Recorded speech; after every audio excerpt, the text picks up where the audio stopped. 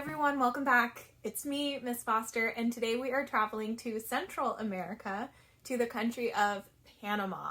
We are going to be looking at beautiful, beautiful folk art from Panama called Molas. Now, molas are traditionally created using fabric and thread and a needle, and they are sewn together in these beautiful patterns, beautiful designs, and you'll notice a lot of bright colors. You'll notice animals in the center. Now today we're going to be making our own mola, but we're going to be making it out of paper, and we're going to be cutting, gluing, and collaging today rather than sewing with fabric. So today you are going to need a piece of drawing paper and something to color with. I used markers because I like the way the colors are really bright and bold. So I used my markers for my central animal, for the turtle, and we are going to then cut out our animal and glue it onto a black piece of construction paper. Last but not least, we're going to be adding these vertical lines with colored paper. So today you'll need scissors, your glue stick, and some colored construction paper as well. So go ahead and grab your materials and let's create a beautiful Panamanian mola.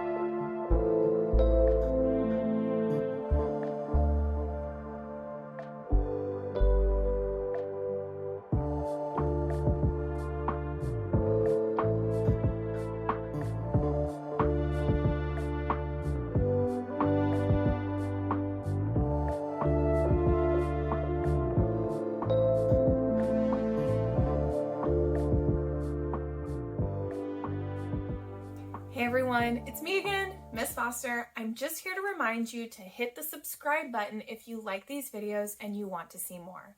I also want to remind you that these videos are created in partnership with Painting Pandas, which is an awesome nonprofit organization here in Austin, Texas that provides free art instruction and free art supplies to any kid who needs them. If you would like to learn more, donate, or sign up for a live class with me, go ahead and click the link that's in the description below, www.paintingpandas.org. All right, I'll see you next time.